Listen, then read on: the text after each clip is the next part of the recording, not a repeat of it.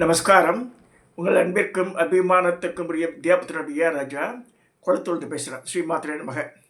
இது என்னுடைய 824வது வீடியோ. இந்த வீடியோவில் என்ன பார்க்க போகிறேன்னா, தினசரி பெரியவா தியானம். இதை நான் 2-3 நாள் ஆச்சு பேசி. ஏன்னா நம்ம ஒரு நாள் 3-4-5 டாபிக் பேசுறதுனால ஒரு டாபிக்னா ஒரு நாள் வச்சுக்கலாம். நான் ஒரு நாளே 3 நாள் பண்ணுறதுனால கொஞ்சம் ஸ்கிப் பண்ணுறேன், வேறு ஒன்றும் இல்லை. ஸோ இப்போ இன்றைக்கி பார்க்க போடுறது இந்த புக்கிலேருந்து சில கருத்துக்கள்.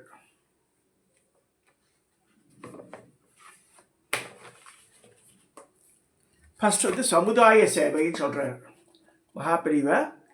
சமுதாய சேவையினுடைய இம்பார்ட்டன்ஸ் சொல்கிறார். பொழுதுபோக்கு என்ற பெயரில் ருசியாக சாப்பிட்டும் கண்களை கவரும் காட்சிகளிலும் நேரத்தை வீணாக்குவது தவறு. இந்த நேரத்தை பிறருக்கு சேவை செய்வதில் செலவழிக்க வேண்டும். பரோபராம சேவை செய்தால் அதுவே பெரிய கேளிக்கை என்பது புரியும். அதுவே விளையாட்டு, அதுவே இன்பம். தீட்டு காலத்தில் உலகத்தோடு சேர முடியாமல் ஒதுங்கியிருப்பது போல் உலகத்திற்கு பயன்படுமாறு சேவை செய்யாத ஒவ்வொரு நாளும் நமக்கு தீட்டுதான் நாள் என்று கருதி அனைவரும் நம்மால் என்ற சேவையில் ஈடுபட வேண்டும். ஜீவராசிக்கு செய்யும் உபகாரத்தால் சகல ஜீவங்களுக்கும் தாய் தந்தையான பரமேஸ்வரருக்கே பூஜை பண்ணியதாக ஆகிறது. இதைத்தான் திருமந்திரத்தில் திருமூலரும் சொல்லியிருக்கிறார். நடமாட கோவில் நம்பர்க்கு 1 ஈயின் படமாட கோவில் பகவர்க்கு அதுவே ஆமே. மக்களுக்கு செய்யப்படும் உதவி சாட்சாத் ஈஸ்வர பிரீதியாக செய்யப்படும் பூஜையே ஆகும். இங்கே ஒரு இது குறிப்பிட வரும். காத்துக்கு கீதா மாதிரி தாத்தா இருந்தார். அவருடைய பேரன், பொன் வைத்திய பேர் கீதாவோட பிள்ளை பிரசன்ன நம்ம கணேஷன் பேர். அந்த பையன் நல்ல லட்சணமாக இருப்பான். பையன் இஸ் அ கிராஜுவேட். அவன் சிவனை ஒவ்வொரு சண்டையும் சினிமா ட்ராமாலாம் போமாட்டியாத தவிர இதுக்கு கோயம்பேடுக்கு எடுத்து போய் என் ஃப்ரெண்ட்ஸோட அங்கே வேனில் இது காய்கறிலாம் வெட்டி போட்டிருப்பா வேஸ்டேஜை. அதெல்லாம் வேனில் கலெக்ட் பண்ணிட்டு அதை கொண்டு போய் மாம்பரத்தில் இருக்கிற இந்த கோஷாலையில் கொண்டு எல்லாருக்கும் ஃபீட் பண்ணிட்டு வருவான். அதே பசுக்களெல்லாம் ஒரு தடவை நல்ல செனையான பசுமாடு இந்த கோவிலுக்கு ஏற்ற மாதிரி ஒரு ஓப்பன் கிரவுண்டில் கன்று போட்டுருது. Nobody noticed. அந்த ஓனரை பார்க்கல. பாவம் இவன் 2 வீலரில் போகிற பையன் அங்கே போய் இருந்து அந்த குழந்தை அந்த கண்குட்டி போட்ட பிறகு அதை தூக்கிட்டு இவன் 2 வண்டியில் ஒன்றுத்திர வண்டியை ஓட சொல்லி அந்த குழந்தைய அந்த பிறந்த குட்டியை எடுத்து போய் அங்கே இதில் கொட்டியில் கொண்டு விட்டு வந்தான். அந்த மாதிரி பேசுகிற ஒரு பையன் ஈவன் டுடே இஸ் டூயிங் அந்த சர்வீஸை. பிராமண பையன் பசுமாடு மேலே அவ்வளோ அக்கறை அவனுக்கு ரெகுலராக பண்ணுறான். அதே மாதிரி ரங்கவாத்தியார் சொல்லக்கூடிய ரகுராமன் கல்லடக்குறிச்சியில் அவன் கிட்டத்தட்ட 50 மாடை மேய்ச்சிட்டு இருக்கான். கசாப் கொடை மாடெல்லாம் காப்பாற்றி வச்சுட்ருக்கான். 10 நாய் இருக்குது, பூனை இருக்குது, எல்லாம் இருக்குது. கல்யாணம் பண்ணிக்கலாம் வேணான்ட்டு அவன். ஷோ அவன் சாமவேத வாத்தியார். அவன் ஷோ ஜெயேந்திரகிட்ட சொல்லி இத்தனைக்கு சிங்கேரியை வாழலாம். ஜெயேந்திர மூலமாக சீகாரியம் இந்த ட்ரஸ்ட்டில் இது பண்ணி is taking care of those cows in கல்லடக்குறிச்சி. அது மாதிரிலாம் இருக்கா.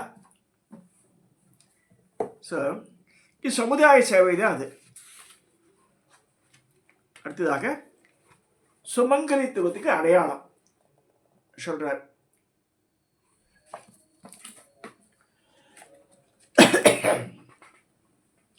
பாணி கிரகணம் தான் விவாகத்தில் முக்கியம். அதுதான் சுத்த வைதிகம். நம் தேசத்தின் அனைத்து பகுதிகளிலும் அனைத்து ஜாதியர்களும் நிலவரங்களிலும் அதுதான் நடக்கிறது. தாலி கட்டியும் வழக்கம் சிலரிடம் இல்லை என்று சொல்பவர்கள் உண்டு. இருந்தாலும் ஆச்சாரியார் அம்பாளுக்கு ஈஸ்வரன் திருமாங்கல்யம் கட்டியதாக சிறப்பித்து சொல்லியிருப்பதால் அதற்கு முக்கியத்துவம் உண்டாகிவிடுகிறது.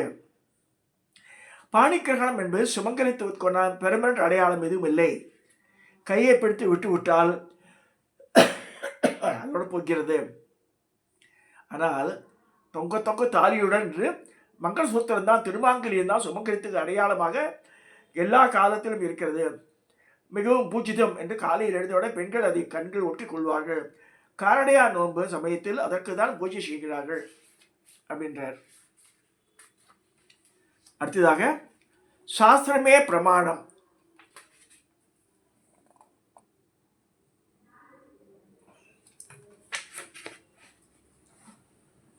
தர்மம் என்பது உலக நன்மைக்காக செய்யப்பட வேண்டியது. கொஞ்சம் கூட சொந்த விருப்பு இல்லாமல் அனைத்து உயிர்களும் நலமுடன் இருக்க வேண்டும் என்று ஒரே சிந்தனையோட மகான்கள் தர்ம நூல்களை தந்திருக்கிறார்கள். இது தர்மம் என்று தீர்மானம் பண்ணுபவையே தர்ம சாஸ்திரங்கள். உருவத்தெறிவதற்கு பிரமாணம் கண், சப்தத்தெறிவதற்கு பிரமாணம் காது, தர்மத்தெறிவதற்கு பிரமாணம் தர்மசாஸ்திரம். சொல்வது போலே செய்வது ஆகும். ஆன்மீக தார்மீக மத விஷயங்களில் பிரமாணங்களை கொள்ளும் முறையில் முதலில் வேதம் இடம்பெற வேண்டும். அடுத்ததாக தர்மசாஸ்திரத்தை கொள்ள வேண்டும். அதையடுத்து பூர்வகால ரிஷிகள் முதலியோரின் நடத்தை, பின் தற்காலிக சிஷ்டர்களின் ஆச்சாரத்தை பிரமாணம் கொள்ள வேண்டும். இவற்றுக்கெல்லாம் பின்னர் கடைசியாகத்தான் மனசாட்சியை பிரமாணமாக வைத்துக் கொள்ளலாம். அடுத்தது பக்தியே போதுன்றார். படங்கள்லாம் பார்க்கிறார் இது ஒரு இடத்துல. இது வேண்டுமா வேண்டாமா என்று எதிர்கேள்வி கேட்காமல் சாஸ்திரத்தில் சொல்லப்படி அவரவருக்கான கர்மத்தை அனுஷ்டிக்க வேண்டும். இதனால் மனதில் வெறுப்பு குறைகிறது, சித்த சுத்தி ஏற்படுகிறது. அழுக்கு நீங்க மனம் ஈஸ்வரனிடம் அதிகமாக ஈடுபட்டு ஒருமுகமாக தொடங்குகிறது. இதனால் பக்தி முற்றும் போது ஞானம் சித்திக்கிறது. கர்மத்தையோ பக்தியையோ நாம விட வேண்டியதில்லை. பழுத்த படம் தானாக காம்பில் விடுபடுவது போல் கர்மம் பக்தி ஒவ்வொன்றும் முழுமையானதுடன் தானாகவே நழுவி போகும். பக்தியை விட்டு நேராக முக்திக்கு நாம் முயற்சி செய்ய வேண்டும் என்பது இல்லை. பக்தி பண்ணி கொண்டிருந்தாலே போதும், தானே முக்திக்கு அழைத்து போகும். எனவே முக்தி வேண்டும் என்று பிரார்த்திக்காமல் பக்தி வேண்டும் என்று வேண்டிக்கொண்டே இருந்தால் போதும். பக்தி பண்ணி கொண்டிருந்தால் நித்தியம் முக்தி பெறலாம். ஸோ இந்த இது வரைக்கும் நான் 4 டாபிக் பார்த்துருக்கோம். இதோட நிறைவு செய்கிறேன். இந்த சொல்லும்போது இந்த புக்கு வேதா வெளியீடுன்னு போட்டிருக்கு. இது எங்கடா பார்த்தா பெரம்பூரில் கட்சியில் பெரம்பூரில் வேத பிரகாசனம். இந்த நம்பர் பாருங்கள், நோட் பண்ணிங்க, ஸ்க்ரீன்ஷாட் எடுத்துக்கோங்க, இந்த நம்பரை நோட் பண்ணிங்க. இது என்ன சொல்கிறேன், என்னோட இம்பார்ட்டன்ஸ் சொல்கிறேன் நான். வேத பிரகாசனம் அப்படின்னு போட்டிருக்கு. இதில் இது ஜிபே நம்பர், இது ஃபோன் பண்ணலாம். ஏன்னா இதில் டெல்லியில் ஒரு பொண்ணு இருக்கா, ராஜப்பிரியான்னு பேர். ரொம்ப வெரி நாலேஜபிள் கேர்ளுவ. அவள் நித்தியப்படியே நிறைய பாராயண கிரமெல்லாம் வச்சுட்டுருக்கா. அவள்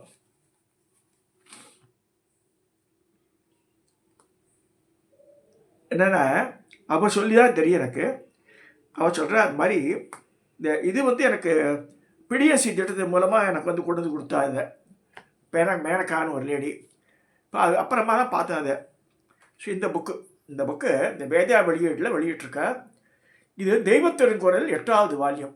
7 வால்யூம் நான் வச்சுருக்கேன். 7வது வால்யூமே லேட்டாக தான் வந்தது. 7 வால்யூம் நான் படித்தாச்சு முழுக்க. இது 8வது வால்யூம். இது வரைக்கும் வெளிவராத இன்ஃபர்மேஷன்லாம் இருக்குது.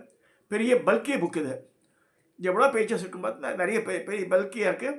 பாக்ஸ் மாதிரியே போட்டிருக்காங்க. அந்த வேத பிரகாசத்தில் அமுச்சு வச்சா எனக்கு இது. இந்த பாருங்க,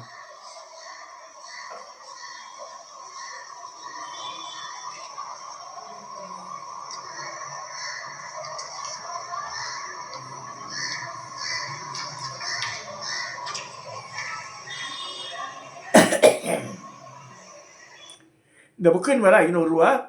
கொரியர் லோக்கலில் இருந்ததுன்னா 50 ரூபா எக்ஸ்ட்ரா அனுப்ப சொன்னேன். இப்போ இந்த நம்பர் எது கொடுத்தேன்னா ஜிபே நம்பர் ஆகுது. இந்த வேத பிரகாசத்துக்கு ஃபோன் பண்ணிவிட்டு நீங்கள் என்ன செய்யலான்னா, எவ்வளோ வெளியூராக இருந்தால் ஜாஸ்தியாக இருக்கும். உள்ளூராக இருந்ததுனால சென்னையே இருந்ததுனால 550 ரூபா அமிச்சா போதும், வீட்டுக்கு கொரியர் வந்துடும்னா. ஸோ ஐ ஆர்டர்டு தெய்வத்தின் குரல் 8 வால்யூம் மொத்தம். இவாளோட சேர்த்து ராகணபதி மூலமாக பாரதிய பிரதேசத்தில் வந்தது 7 வால்யூம்.